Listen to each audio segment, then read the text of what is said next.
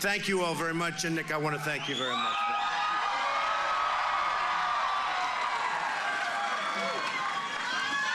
What a good guy, Ohio. Oh, I love Ohio. I love Ohio. You know, I worked in Ohio for summers in Cincinnati, and I love Cincinnati. And I had a great experience. It was early on, and it was a job.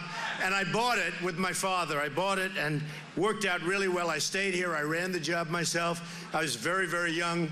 And I bought it for this, and I sold it for this, and I looked good, and I felt good. It's like sinking that first putt or getting a home run your first time at bat. So I always had a great feeling for Ohio, and the people are amazing people. Thank you. I love you. Look at these people.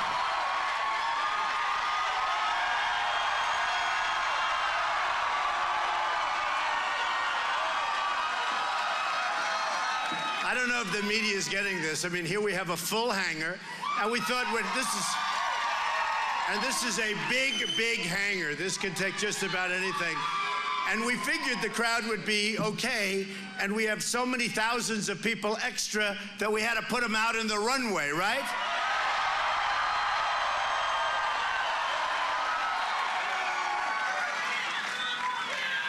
They never want to capture that, just so you understand, right? They never want to. So it's really fantastic. Let's address, thank you, darling. I love you too, darling. Look at this. Amazing. This is amazing. So let's address yesterday, should we? Yeah. So, look, we had a tremendous rally in Chicago planned. We were going to have over 25,000 people. The arena was seating about 11,000. We had registered much more than 25,000. So what we did...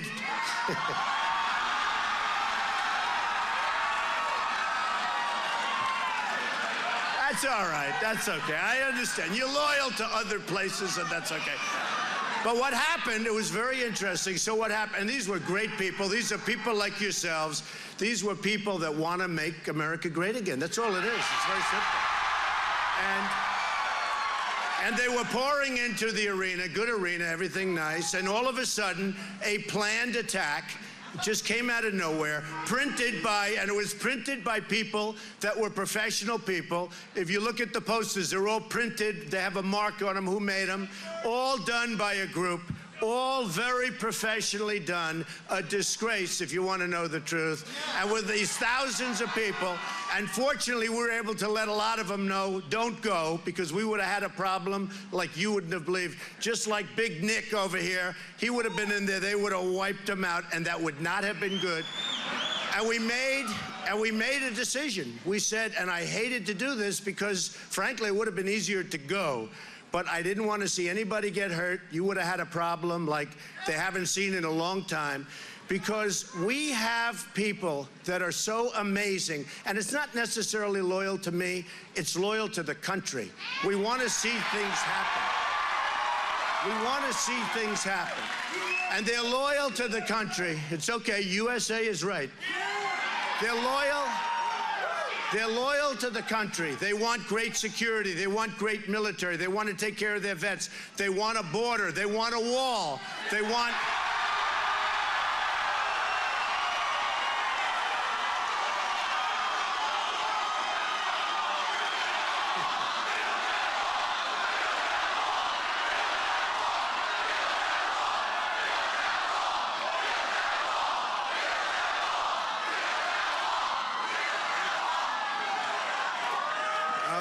We're gonna build the wall, folks. Don't worry about it.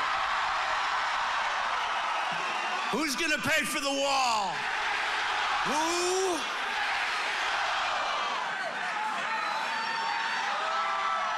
Do we have a good time? Listen, do we have a good time? You know, it's sort of interesting. I watched, well, I shouldn't say it, but I watched Little Marco, and I watched Lion Ted Cruz. Lion Ted. He holds up that Bible, and then he puts it down, and he lies. Lion Ted. Even Rubio said, boy, he's a liar. He lies about everything. And you know, I have the evangelical vote, and I've had great support from Jerry Falwell Jr. and everybody, Sarah Palin. We have such unbelievable support, but I have the evangelical vote, and I won in South Carolina. We did so well, and he was supposed to win in South Carolina, and I won in a landslide, and we got the evangelicals. You know why? Because they don't like liars. They don't like liars, right? True. So anyway, but they said, just as I was coming in, I'm watching the news, and they said, well, at our rallies, we would never have anything like that. They don't have any people at their rallies, folks. There's nobody there. Nobody cares. If they had this hangar that had about 4 people in the corner over there in that little corner office, you know, and they'll call it a town hall meeting. Do you ever notice? They say town hall meetings. They always say, why don't you have more town hall meetings? I said, because I have too many people.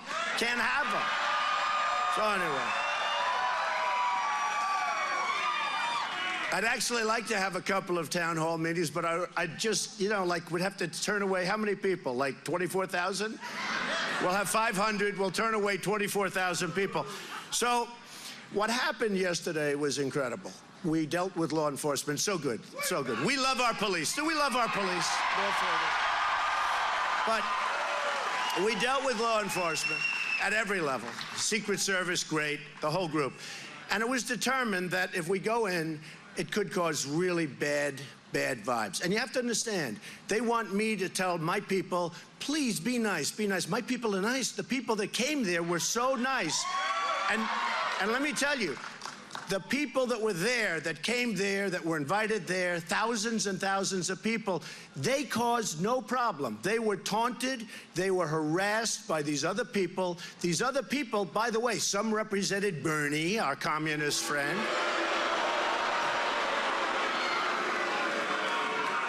Now, really, Bernie should tell his people there weren't too many Hillary people there. You know why? I mean, in all fairness to Bernie, the reason there weren't Hillary people, they have no fervor. There's no fervor. Say what you want about Bernie, at least they have a little bit of fervor, right? But with Bernie, so he should really get up and say to his people, stop, stop. Not me, stop. They said, Mr. Trump should get up and this morning tell his people to be nice. My people are nice, folks. They're nice. They're great. They're great. My people are great. My people are great. So here's the story. So we get up, and I make the decision, and the people in the audience were really devastated. You know, some of those people got there like you. They got there like 8 hours early. Now, they're standing there for 8 hours, like you, right? Like you. Raise your hand. We love you people. Don't worry, I'll sign autographs. Don't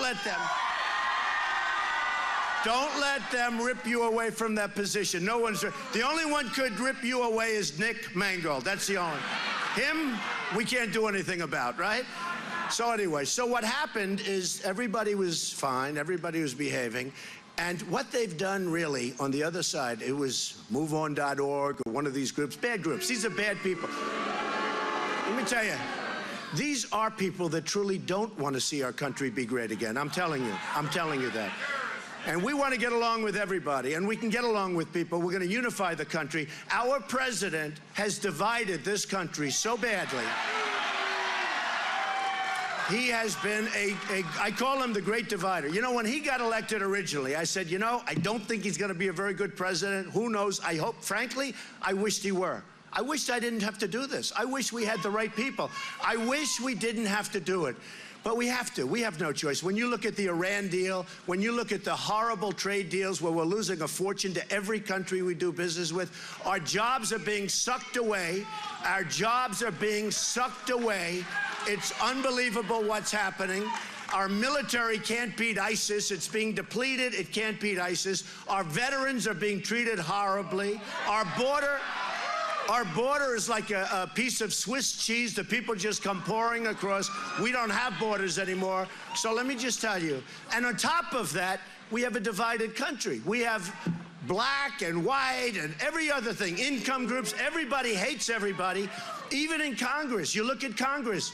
You look at Washington, look at the politicians. The politicians hate each other. The Democrats hate the Republicans. The liberals hate the conservatives. We have got to change our thinking. Yeah, and if there's a group out there, just throw them the hell out. That's okay.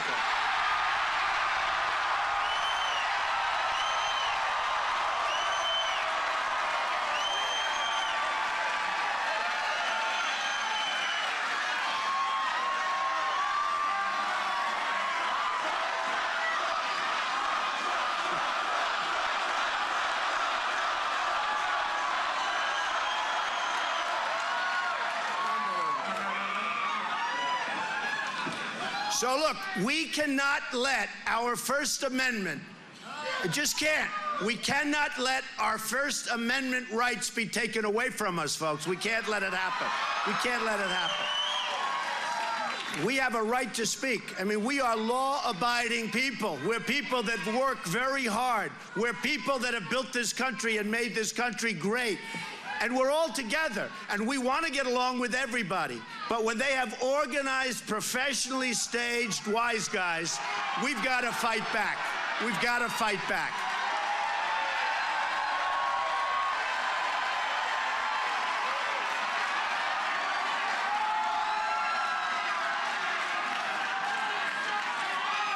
So, oh, do you have anybody? Oh, hello. Do we have anybody? You know, I love the protesters because it shows what's happening. They will not show. The media is, by the way, the most dishonest group of people I've ever met. The worst. They'll say today, Donald Trump came to Dayton and he had a small crowd, a smattering of people came. They don't say it was so big it was bursting out of the biggest hangar I've ever seen. No, they'll say a small crowd or a representative crowd was there. You know, that means like what, 15 people? We have these crowds everywhere, folks. And let me tell you something. We have amazing people in this country. I am so impressed with the people of our country. We're going to start making Apple products in the United States, okay? Not in China. When Carrier Air Conditioners says they're leaving the United States, 1,400 people, because they're going to build in Mexico, and Ford is going to build in Mexico, and Nabisco is leaving Chicago because they're going to build in Mexico, not going to happen with me. We're going to keep our businesses here.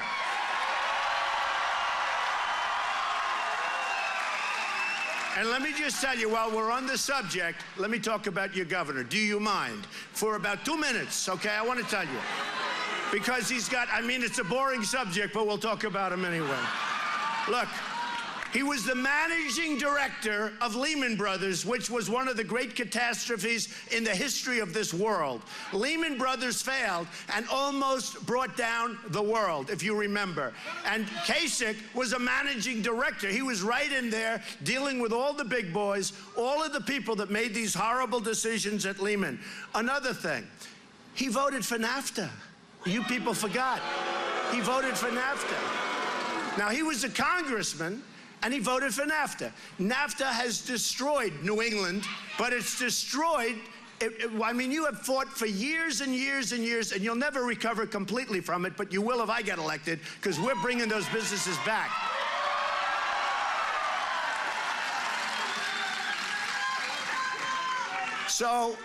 So NAFTA, putting a vote up, in my opinion, anybody that puts his hand up for NAFTA, Clinton signed the bill, but NAFTA wiped out states. It wiped out entire states. It wiped out New England. It's taken years and years and years. And you look at those factories, and they're made into senior citizens housing, and it's all wonderful. But we need jobs, folks. We need jobs. We don't have our jobs anymore. Our jobs are going to China, to Japan, to Mexico. Our jobs are going to Vietnam. We're losing our jobs. We're losing our base. We're losing our manufacturing. We're losing everything. We're losing at every single item, no matter what, whether it's healthcare or whether it's trade. I mean, think of it. Our military, do we have great military, right? Right? But we have a problem. We have a problem. Our military can't beat ISIS. Now, I know we could knock them out in 2 days if we wanted to, but we don't have. You know what I call ourselves? We're the politically correct warriors, okay? We can't attack the oil because it's going to go into the environment and it's going to affect the carbon footprint. Do you believe this? And have I been saying for 4 years, hit the oil, hit the oil, hit the oil, right? I've been saying it for years. And I also said, by the way, don't go into Iraq. You're going to destabilize the Middle East. I said it loud and clear. You know, they try and say, oh, but years ago. Let me tell you something. I said, don't go into Iraq. Now, it turned out that Iraq, you know, I mean, in all fairness, they didn't have weapons of mass destruction. I'm not saying I knew that. I said for other reasons, don't go in. But we have destabilized the Middle East. All of the things that you see right now, that was one of the worst decisions ever made. Then you have Obama, and he made it worse because what he did, when he got out, instead of slowly getting out and not saying when and keeping some soldiers there, look, you shouldn't have gone in, you shouldn't have gotten out with everybody. And then what he does, he announces a date. We're going to be leaving by such and such a date. And the other side is looking and they're saying, I can't believe he gave us the date. It must be some kind of a wise guy move, right? It wasn't. He moved out that date. And they all just pulled back, and that's what they did. Do you remember about 2 months ago, 3 months ago, he said, we're sending 50 soldiers in, right? 50. And then you say, why can't we be unpredictable, right? In war. It's like these guys, these dishonest people back there, they're always saying, what would you do about ISIS? And I'm supposed to lay out my plans. I never wanted to say attack the oil to them. I never wanted to say it. I wanted to knock the crap out of the oil, okay? But, I don't want to say it. I want to surprise the enemy. You know, our wonderful, look, I want to surprise, you know, unpredictability. General Douglas MacArthur, I had great respect for MacArthur. I had great respect for General George Patton. You know what they're doing now? Right now, they're spinning in their grave as we announce every single move. So we announced a few months ago, we're sending 50 soldiers. Now, number one, it's not even a good announcement because 50 soldiers, it sounds like that. But these are very elite people, very talented people. They right now have a target on their back because of the announcement. Why don't you just send them in, President, and keep your mouth shut and just relax and let them do their job, right? Let them do their job. So let me just go over a couple of things with Kasich, and we'll be done, and you'll make a decision. He's not the right guy to be president. He's not tough enough. He's not sharp enough. In my opinion, he is. I mean, maybe he wins Ohio, and maybe he doesn't. But he's very weak on illegal immigration. He's totally in favor of amnesty, which you cannot be in favor of. Look, folks, either we have a country or we don't, all right? He's very, very weak on the illegal immigration, and he wants amnesty, and he's wanted it always, and he talks about it. Now, as far as cars, as far as everything that you have right now, your industries that haven't been taken out of Ohio, here's what we have to do. We have to protect your coal industry, which is getting decimated, and we have to protect your steel industry. Your steel industry is being decimated. It's being decimated. Now, your governor is in favor of the Trans-Pacific Partnership, which is a disaster. By the way, I'm telling you, it's a disaster, and I was so strong in the debate on it, and I think, did I do well in that debate or what? Did I? You know, I actually like debating the other way better. But they all came to me, they said, even my daughter Ivanka, Dad, you're the smartest one up there, but you have to act presidential. And you know, do you mind if I take off my coat? The weather's so beautiful. Do you mind?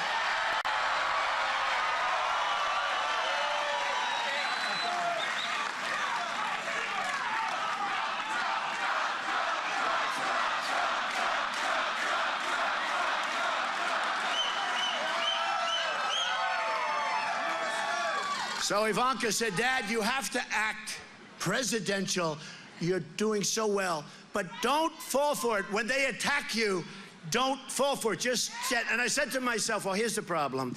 You have little Marco saying all sorts of things, which weren't true, by the way, weren't true. But they're not as big as Nick, I can tell you that. But bigger than most. Hands. In fact, I was getting ready to grab him. When he was choking like a dog, I was getting ready to take that hand and hold him up because I thought he was going down, I'll tell you, with Chris Christie, who endorsed me, by the way. And Ben Carson yesterday endorsed me, right?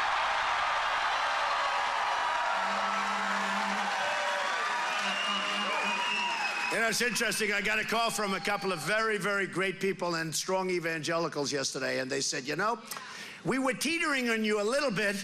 We were sort of there, but maybe we weren't going to get there. As soon as Ben Carson endorsed you, Donald, we were there. We are with you 100%. So I want to thank Ben. But look, your coal industry, your steel industry, all these industries are under siege. The EPA is the Environmental Protection Group. I mean, they are a disaster what they're doing. And what they're doing to Ohio, more so than most, they're a complete disaster. We're going to change things around. Now, Trans-Pacific is going to destroy your auto industry in Ohio. They're going to do everything. They're going to take it away from you just like you're a bunch of babies. Not going to happen if I become president, okay? Not going to happen. It's a horrible, horrible trade agreement. Doesn't get any worse, but it's a horrible trade agreement. You have 12 countries, all of whom want to rip our heart out. You have China, which is not a part of it, but wants to be a part of it at a later date. They're watching every move. The document, I hear, is 6,000 or 7,000 pages long. It's too complicated. It's too big. Each country knows every word of that document, and our congressmen and our senators, our people have never even looked at it or read it. We don't even know what the hell it says. We should not do it. And the most important weapon that they have to kill our industry and to destroy us on trade is monetary manipulation, devaluation of their currencies. And they are grand masters. The greatest of all time is China. But Mexico's getting really good at it. Japan is a total professional. Japan, what they're doing with the yen and what they're doing to us with the cars is incredible. And it's got to stop. It's got to stop.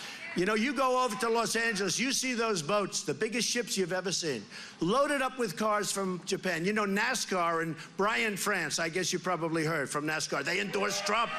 Trump.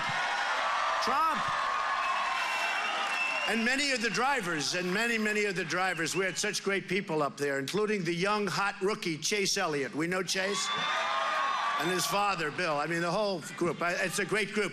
But they understand. They get it. They're really smart people. They get it. We got to keep our industry. Now, your governor wants to do TPP. He's got to take it away. Got to take it away. Regardless of what happens on Tuesday, he's got to take that support away. Because TPP, Ohio is a target of TPP. You'll lose your auto industry entirely, and you have to get it stopped. So with all of that being said, you have a governor that honestly, if you didn't hit oil, Ohio would be a disaster right now. You got lucky. You were sitting on top of oil, folks, okay? Like Saudi Arabia got lucky. By the way, we protect Saudi Arabia. Before the slide, they were making $1 billion a day. They pay us peanuts, okay, like we're indentured servants. They pay us peanuts. Now, they make $1 billion a day, so now let's say they make half. The oil went down.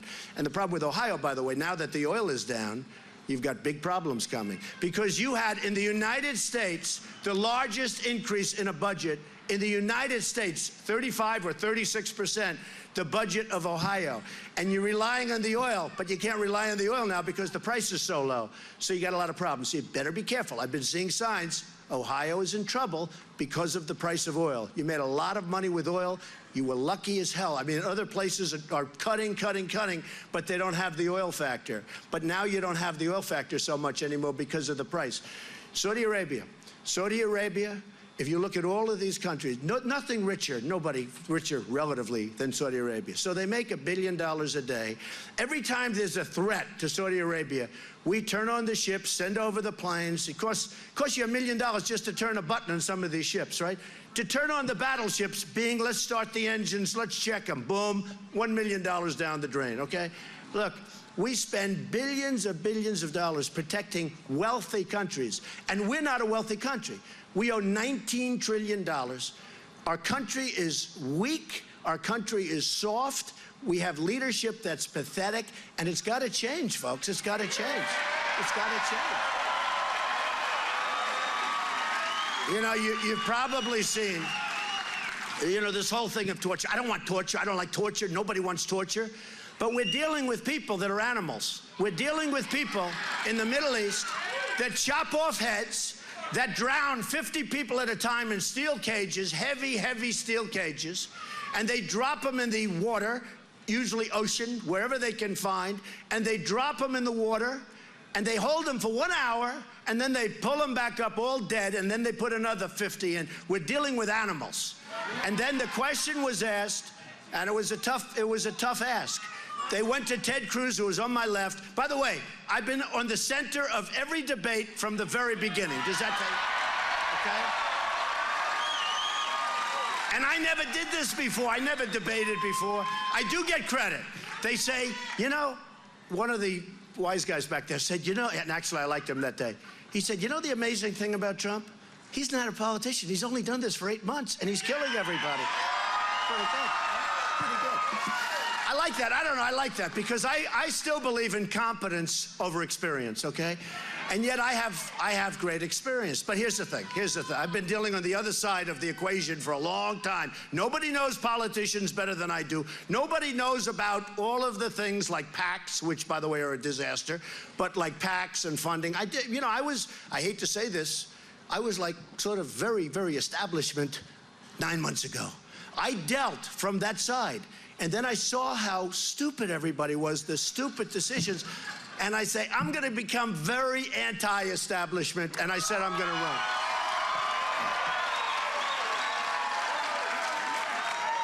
And the establishment said, hey, Jim, do you believe this? Trump is running. This is bad. He's self-funding his campaign. He doesn't want our money. We're not going to be able to control him. We've got to fight him. We've got to fight him. Because I know what has to be done. But just to finish on torture, okay? I love hopping around. You know, some people said it's like a great chess game where you go from bing, then you know, you go here, but you never forget. You never forget. So we were at torture, and I want to just tell you. So they asked Ted Cruz a question on waterboarding. Now here are people that are like medieval times. I haven't heard about chopping. You had James Foley, and that was the beginning, right? A wonderful young man. You had so many wonderful people, a lot of Christians, but Christians, everybody. Anybody gets in their way, boom, chop off the head. So you got to stop that. You got to stop it. We can't allow that. We can't allow that. We can't allow that. In our world, we cannot allow that. We shouldn't have gone there, but you know what? Now we got to stop it, okay? And now we got to go in, we got to knock the hell out of them. But they asked Ted Cruz, who was right here on my left, and you know, he's a nice guy, except he lies so much. They said, Senator Cruz, waterboarding, what do you think? And he goes, what, oh man, let me go back and talk to my consultants. This is a bad question, I don't know. You know, they're all afraid of being politically correct, right? Then they go to me, because he didn't give an answer. And you know, he's a great debater, but he's a lousy talker. Does that make sense? He can't talk. He talks, he goes, hey, ha, hoo, ha. It's crazy. He's a great debater. Well, I don't know if he's a great debater. I think I beat him in all the debates. I don't know. So they said Cruz, and he basically, if you look back, it's from like 3 debates ago, he gave sort of a non-answer, and which is unlike him in all fairness, but he gave a non-answer. He didn't like that question. They came to me. And I said in front of the audience, and I didn't have it polled, you know, I have much more money than all of them put together, including all of their PACs times 10, times 20. I don't have a pollster. I don't want a pollster. What do I need a pollster for? If the pollsters are any good, they'd be doing what we're doing, right? Don't you think, right? Anyway, they spend hundreds of thousands on pollsters, and you know, so anyway. So they came to me. They said, what do you think about waterboarding? I said, here's the story. You ready? In the Middle East, and other places. But in the Middle East, they're chopping off heads, they're drowning people, they're killing people. They would kill us so quickly if they had the capability, and they're trying to get the capability, which is, by the way, why we have to kill them, just so you understand. It's why we have to kill them. If there weren't massive weaponry available today, I would say get the hell out and let's rebuild our country real fast, okay? Because we've spent probably $5 trillion in the Middle East. And if you think about it, go back 15 years. We were much better off 15 years ago. If Saddam Hussein was in charge, a bad guy, you know, they always say, he admires Saddam Hussein. I can't stand that guy. The guy was horrible, okay? Because Putin called me a genius. Putin said Donald Trump is a genius. They all said, thank you. She said, you are. That's very right. But Putin said good things about me. He said he's a leader and there's no question about it. He's a genius. So they all said to the media, they said, Don, you saw it in the debate. They said, you admire President Putin. I said, I don't admire him. I said he was a strong leader, which he is. I mean, he might be bad, he might be good, but he's a strong leader. Well, you said the Chinese, Tiananmen Square, they were right. I said, right? No, I said they put down a riot viciously, horribly, strongly. I don't say they were right. They weren't right. These are they are so dishonest. And if I didn't have a big speaker system in terms of my mouth, but the people that listen to it, and Twitter, @RealDonaldTrump, Trump, by the way. But, no, it's so great. This Twitter, Facebook is so great because when they lie on television, I type out, you know, ding, ding, ding. I'll do it myself. Ding, ding, dong, dong, ding, press. And they go like 12 seconds later, we have breaking news from Donald Trump. Here's just the craziest thing. I was watching CNN before. I typed out something that Kasich without oil would have been nothing in Ohio, and they go, boom, and they all of a sudden, we have breaking news. I said, this is the most unbelievable. You know, in the old days, it would take me years to get the word out. Now I just go, so it's great stuff. But I will say this, look, we have to get strong. We have to get smart. So they ask about torture. He took a pass. They asked me about torture. You remember. I said, and I started by saying they're chopping off heads because you have to do a little bit of warm-up because it's a tough subject. It's a lousy subject, to be honest with you. I said, I am 100% fine with waterboarding, and it should be increased. And it should be increased.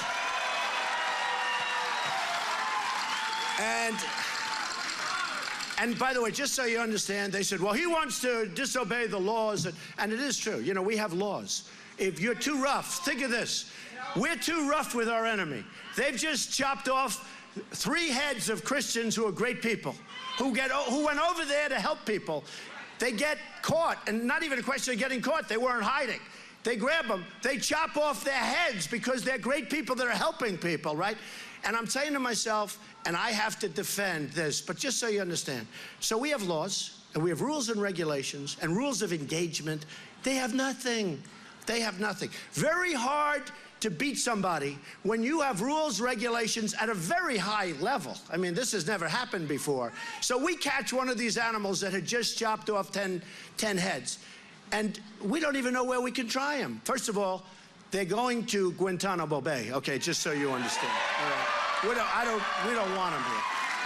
They're going to Guantanamo Bay. And that's going to be it. But you see the money we spend in Guantanamo? We're spending hundreds of millions of dollars a year, and we have like 90 prisoners left or 60 prisoners left. Believe me, we can do better than that, folks. There's so much fat.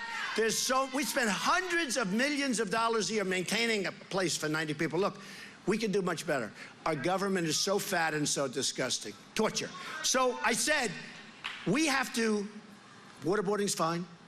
And also, if we can go much worse than waterboarding, that's okay with me too, right? Right? So they said, oh, he may not obey the laws because we're not, you know, as of now, we're actually not allowed to waterboard. So think of this. Now, waterboarding is considered, look, torture's terrible. Okay, we all agree, right? It's horrible. But when somebody is doing what they're doing, these horrible acts, the cutting and the drowning, we have to fight like we have to fight, right? We have no choice, right? So what happens is this. We have to expand our laws. We have to get much tougher. We want to knock them so fast and so furious. But think of this. The ISIS guys, they eat dinner like we do, right? They eat dinner like you have dinner and we have dinner. We all have dinner. Different locations, different people. We all have dinner. They have dinner. Can you imagine them sitting around, and each one of them chopped off 3 heads today and drowned 70 people, right? And they're talking about the United States doesn't want to allow waterboarding, which a lot of people don't consider torture. They think it's less than torture, but who knows? But think of it. So the United States, can you imagine what these people say? Can you imagine what these people say about the United States? How weak we are, how ineffective we are, and how frankly stupid we are, all right? Now, there's a story that I tell. This is when we were strong. But in 1919, General Pershing, has anyone heard that story? He was, should I tell the story or not? Yes? Some of you have heard it. Has anybody not heard it? All right, enough. Should I tell it? It's a rough story. And the media said, oh, that's a terrible story. Well, I'm just telling the truth. And it was in the Philippines. And he's a rough guy, and he's sitting on a horse. You know, in those days it was horses, beautiful horse. He's a straight guy, beautiful looking guy. He's up on the horse. And they were having problems with radical Islamic terrorism. Whoa, I'm so shocked. This is 1919. Some things never change, folks. Some things never change. And by the way, we have to get to the bottom of it. We cannot allow people into the country that want to destroy us. We cannot do it. We can't allow the Syrians. We can't allow the migration, the Syrians, into the country. We don't know who they are, where they come from. General Pershing. So they were having a tremendous terror problem, okay? Tremendous. Now, the difference between then and now is the weaponry. That's the only difference. Everything else is the same, but the weapons are so powerful now, what they can take out, the destruction. In those days, you didn't have that, but you still had tremendous problems. So they catch 50 terrorists.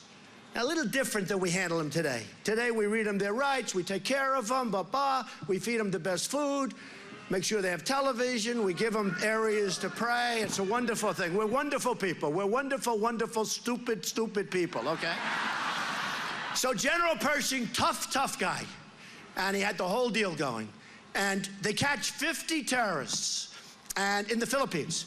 And they were doing tremendous destruction. And what happens is he lines them up to be shot. He lines them up, gets them, knows they're guilty, they've admitted their guilt, lines 50 people up to be shot. And as you know, swine, pig, all of that, the big problem for them, big problem. He took 2 pigs, they chopped them open, took the bullets that were going to go and shoot these men, took the bullets, the 50 bullets, dropped them in the pigs, swished them around, so there was blood all over those bullets, had his men, instructed his men, to put the bullets into the rifles. They put the bullets into the rifles, and they shot 49 men. No, we don't like this, but I'm just saying, if we're gonna win, we're gonna win, or let's not play the game, and let's not be a country anymore. Let's be blown up by everybody. They put the bullets in the rifles, and they shot 49 of the 50 men. Dead, boom. So it was a pig-infested bullet in each one. They then dumped the bodies into a mass grave, and they dumped the pigs in with the bodies, and they took the final bullet, and they gave it to the one person that they decided not to shoot. And they said, here, take this bullet, go back to your people, and explain what we just did, okay? But that's not the end.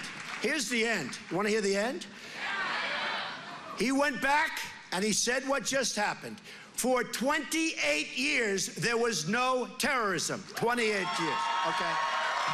So, I'm not saying that's a good thing. I'm not saying it's a bad, this is history, folks. This is history. This is what is going on. This is history. We're either going to win or we're going to lose. You know, it's not going to be, because we can't continue to go the way we're going right now. We're either going to win the battle or we're going to lose the battle. We have to do what we have to do. We have to clean it out.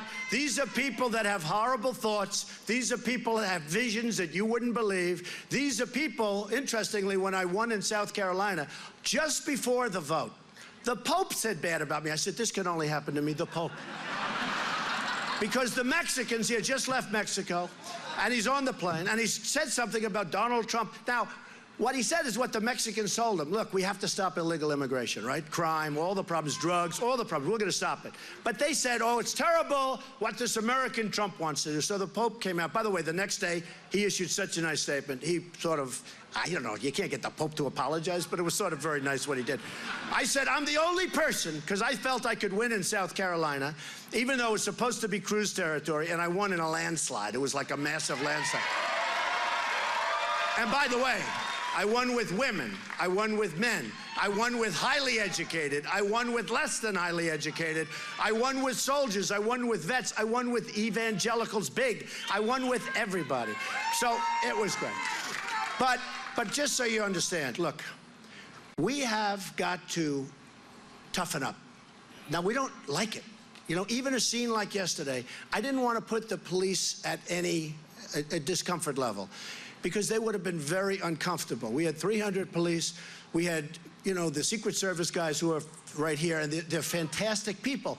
I don't want to put them to a strong test. I don't want to do that. And we did the right thing, and we were given credit for doing the right thing. Interestingly, by doing what I did, that story is all over the world right now.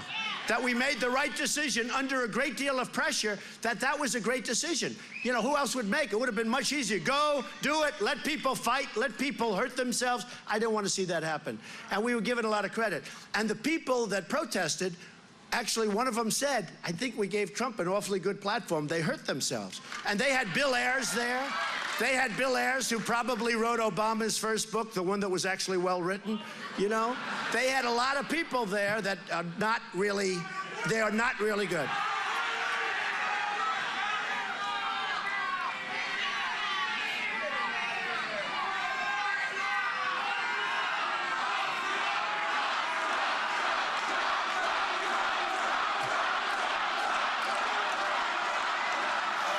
All right, we have to have one protester, right? So we have one protester. Looks a little wacky. Yeah, he's a whack job. We have one. Listen.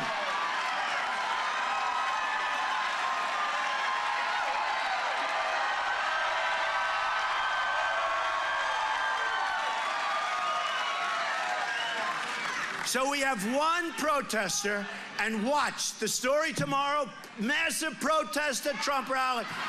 They won't talk about the crowds. They'll talk about massive protests because, again, they are the worst. Okay, so here's the story. We are going to strengthen our country. We are going to hopefully win Ohio. You know, honestly,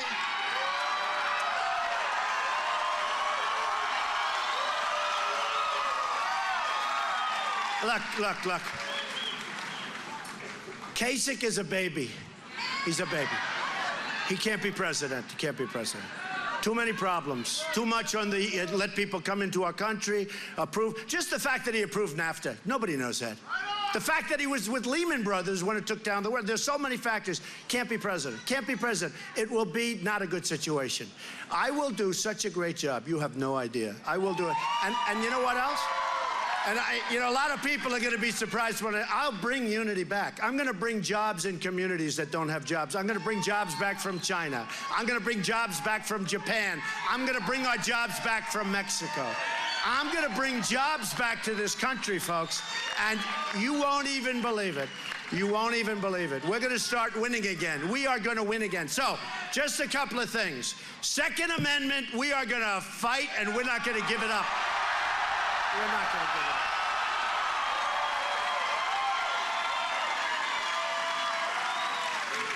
Trade deals. We're going to make some of the greatest deals ever made. They need us much more than we need them, folks. Remember that.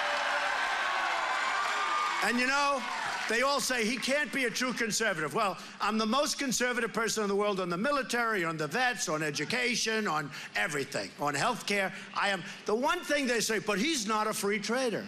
In fact, I remember Jeb Bush would get up, he is not a conservative. And I said, and he is very low energy, okay? No, he wasn't a nice person. He was not a nice guy. Jeb was not a nice guy to me. I will tell you that. He should have been, but he wasn't. But let me just tell you, we are going to be so strong on trade. Now, these so-called conservatives, you know, these people that don't know what's happening, that's okay. Are you okay? Don't worry about it. It's easy over there. They can just put them out on the runway. They say about free trade. I am a free trader. I'm a big free trader. But let me tell you, it's got to be smart trade. China, we have a trade deficit with China this year, listen to this, over $500 billion. Over 500. We can't have that. It's been going on for years. 300 billion, 400 billion. You know what? 500 billion. And then they say, he's going to start a trade war. Well, I'm not. except for one problem. We'd be better off with a trade war than losing $500 billion. Who the hell wants to lose 500? And you know, yesterday, I think in the Wall Street Journal or the Times, you know, they both treat me terribly, but these are minor details. They had a big story that Trump has totally changed the thinking on trade. Totally changed. It's true. For 200 years, everybody talked about free trade, and so do I. But you know what? It's got to be fair trade. It's got to be smart trade. We got to do something. We got to get something. I have friends that are manufacturers. They cannot get their product into China. China dumps everything over here. We don't charge them tax. We don't charge anything. I have friends that are absolute great manufacturers. They make a better product than anything made in China. They can't get their product into China. And when they do, they get charged a massive tax. But we don't do that because we don't know what's going on. Those days are over. I have Carl Icahn endorse me, the great businessman, many of the great businessmen of the world. We're going to use our top chess players, because that's what they are. The great people, the people that have made these great fortunes, they're great. You know, there's a reason. They're great negotiators. They know what's happening. They understand it. They love it. They want to help us. They will come in. Let me tell you, if I put Carl or some of the other great names, you'll know some of them. And frankly, some of them are better than all of them, and nobody knows. I know so many people. We have the greatest negotiators in the world. We don't use them. We use political hacks to make deals with China, to make deals with Japan. I mean, we have Carolyn Kennedy representing us in Japan. And she admits she got the job. How did you get it? I don't know. I don't know. And she's a lovely person. I always say, I like her because Ivanka likes her, okay? I just don't want her trading on automobiles, okay? I want to get some ruthless, I want to get one of the killers, right? Somebody that you don't want to have dinner with. I mean, some of these guys are so bad. If you ever met him, this beautiful young woman, if she ever met him, you would get sick to your stomach. You wouldn't want to have him over for dinner. You wouldn't want to talk to him. You'd say he's a horrible, horrible human being. He's rude, he's crude, he's vicious. You want nothing to do with him. I want him negotiating for us, folks, okay? But I have the best. Actually, some of them are very nice. Not too many of them, but that's okay. But some of them are very nice. But these are our greatest negotiators. We're the greatest in the world. But we're losing our companies. Pfizer is leaving, right? Pfizer. Take a look at Carrier. Now, what I would do, and I get killed for this. They say, well, that's not very, free. But look, Carrier just announced, so I told you, they announced they're moving into Mexico. Here's what I do. And Ford, much bigger. Ford, $2.5 billion plant. But I've been talking about that for a long time, and now they're doubling up. They're going to build much more in Mexico. It was announced 3 days ago. You know why? Because nobody in our administration talks to them and say, you can't do this, folks. You can't leave us like this, folks. You can't keep doing this, folks. But I'll do it. Take Carrier. That's so easy. I don't want to use Carl or any of the killers. I just want to say it's so easy. Oh, I do this stuff. I do this stuff so well. I do it so well. So here's the story. You ready? And by the way, I put in some of the greatest financial statements ever seen by man into the General Elections Commission. Everyone said, he'll never give his financials. I reported all of my financials, and the reporters are saying, oh, damn it. They're really good. They were hoping. And a friend of mine who's a very rich guy said, now I know you're rich because you would have never run if you weren't really rich. You better believe it. So anyway, now I built a great company, very little debt, tremendous cash flow, some of the greatest assets in the world. I mean, I own Doral. We had the big championship last week. Hundreds of acres in the middle of Miami. I own all of these buildings, Trump Tower and 40 Wall Street, the Bank of America building in San Francisco, big chunks, and all these things, many tremendous assets, some of the greatest. And the reason I say that, very simple, very, very simple, because that's the kind of thinking we need in our country, at least for a while. We need that thinking.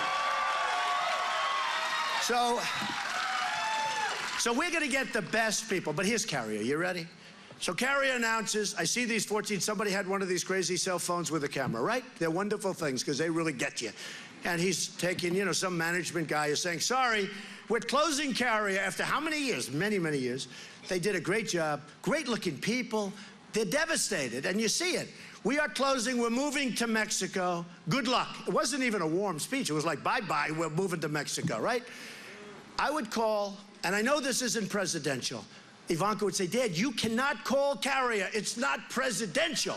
I was like this great student. I was like this I went to the best schools.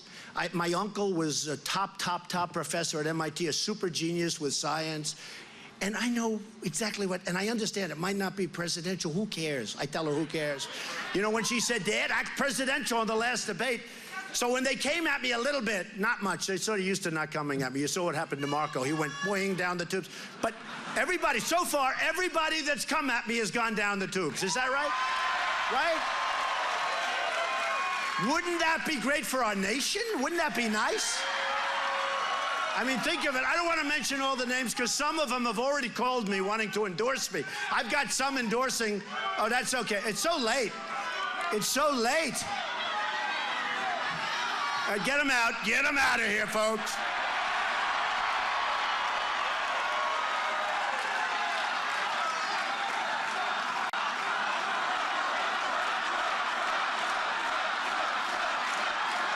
Why is he angry?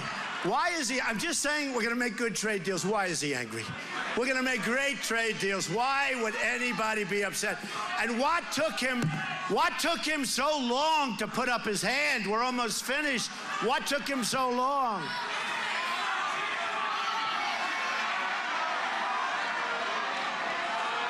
Go back home to mommy. Go back home. Go back home to mommy. Go back home. Guy looks like he's 15 years old. What's going on over here? What's going on? All right, take him back home to mom. She'll lock him in his bedroom. So folks, here's what happens. I will call up Carrier, the president, because I have to do it myself. I know it's not.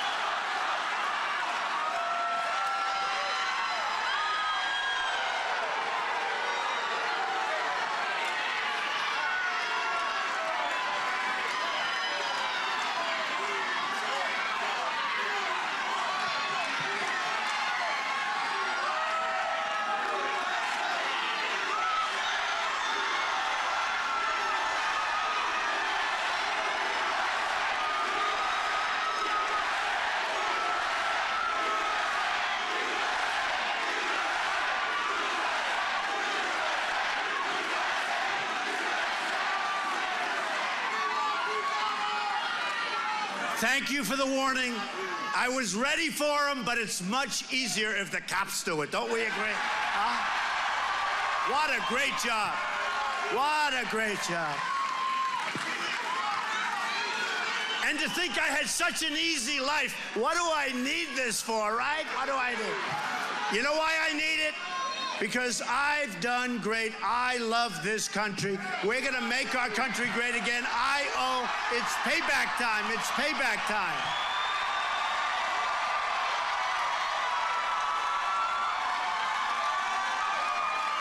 Well, these guys are so fantastic. All right, so let me finish. I'm going to call up Carrier, and I'm going to tell the head of Carrier, I hope you enjoy your stay in Mexico, folks, but every single unit that you make and send across our border, which now will be real, you're going to pay a 35% tax. 35% tax. And you know what Carrier's going to do? They're going to call me in 24 hours because I'm not taken care of by the special interests. I'm not taken care of by the donors. They're going to call me back and they're going to go, Mr. President, we're moving back into the United States. We're going to build in the United States. That's what's going to happen, 100% sure. So let me just tell you, are you ready? We don't win anymore, but we're going to start winning. We're going to win with our military. We're going to win with our vets. We're going to take care of our vets. And by the way, our military And it's the least expensive thing we can do because we don't want to use it. Remember, I'm the most militaristic person here, but I was against that ridiculous war. Our military is going to be bigger and better and stronger than ever before, and nobody is going to mess with us, folks. Nobody. Nobody. We're going to get rid of Common Core. We're bringing our education locally. We're going to repeal and replace Obamacare, and we're going to win with its replacement. We're going to have such strong borders. You're going to be so proud of them. We're going to have such strong borders. We're going to have a wall, and people are coming into our country, but they're going to come in legally.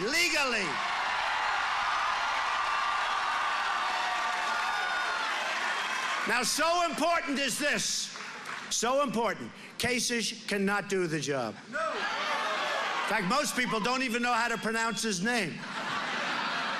Kasich. Pretend it's a K.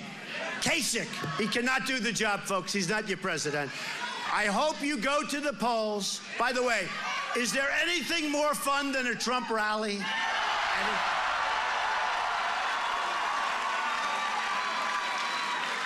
I hope you go to the polls. You got to go to the polls. You know, the last time I made people, I said, how about putting up your hand and saying, I swear that I'll go? Do you want to do that?